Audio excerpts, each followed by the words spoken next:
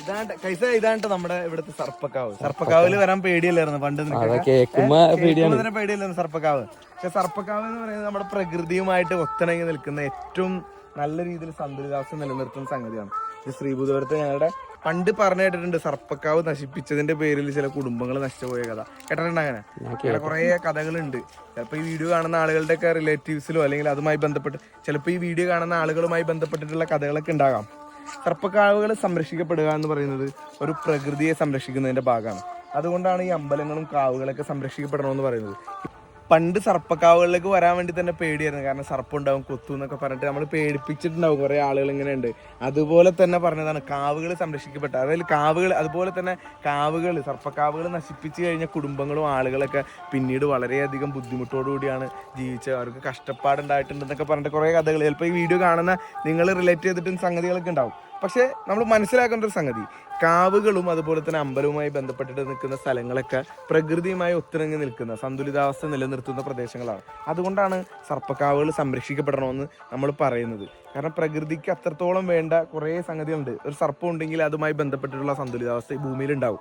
അപ്പോൾ അതുകൊണ്ട് അമ്പലങ്ങളും ക്ഷേത്രങ്ങളും കാവുകളും സംരക്ഷിക്കപ്പെടണം. അത് നശിപ്പിച്ച് കഴിയുമ്പോൾ ഉണ്ടാകുന്ന ചെറിയ ചെറിയ പ്രശ്നങ്ങളാണ് പിന്നീട് എന്ത് പറയുന്നത്, അതിൻ്റെ കോപം, അങ്ങനെ കാര്യങ്ങളൊക്കെ. ഇതൊരു സയൻസും ഉണ്ട്, അതിൻ്റെ കൂട്ടത്തിൽ കുറേ വിശ്വാസങ്ങളുണ്ട്. അപ്പം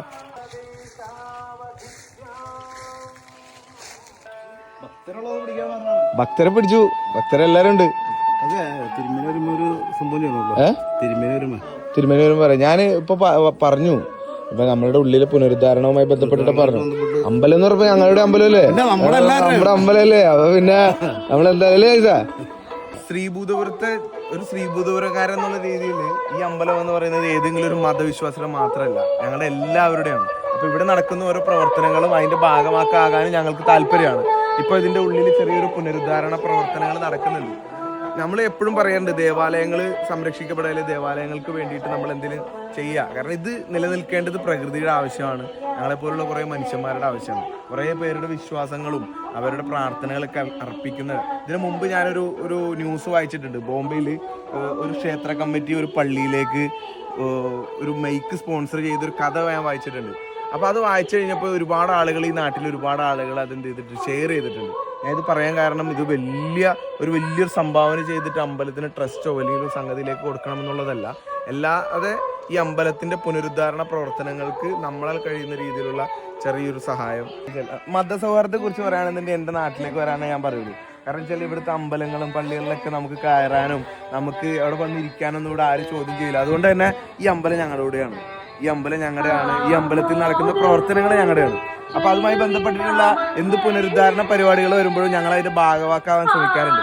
അപ്പൊ ഇപ്പോ ഞങ്ങളുടെ അമ്പലത്തിൽ ചെറിയൊരു പുനരുദ്ധാരണ പരിപാടികൾ നടന്നുകൊണ്ടിരിക്കുക ഉള്ളിൽ. അപ്പൊ അതിന്റെ ചെറിയ സംഗതികളും കാര്യങ്ങളും ഞാൻ നോട്ട് ചെയ്ത് നിങ്ങൾക്ക് അയച്ചു തരാം. അപ്പൊ അതിന്റെ ഭാഗമായിട്ട് വന്നതാണ്. അപ്പൊ ഇത് പുറത്തേക്ക് നോക്കിയാൽ എത്ര അടിപൊളിയാന്ന് നോക്കിയാൽ, ഇവിടുന്ന് പുറത്തേക്ക് ഇറങ്ങി കഴിഞ്ഞാൽ കൃഷിയാണ്. എത്ര അടിപൊളിയായിട്ട് കാണുന്ന സ്ഥലമാണ്. ഞാൻ നേരത്തെ പറഞ്ഞില്ലേ ഏറ്റവും ഭംഗിയായി പ്രകൃതിയുമായി ഒത്തിണങ്ങി നിൽക്കുന്ന ദേവാലയങ്ങളിൽ ഫസ്റ്റ് ക്ഷേത്രങ്ങളാണ്. അതിനകത്ത് യാതൊരു തർക്കവുമില്ല.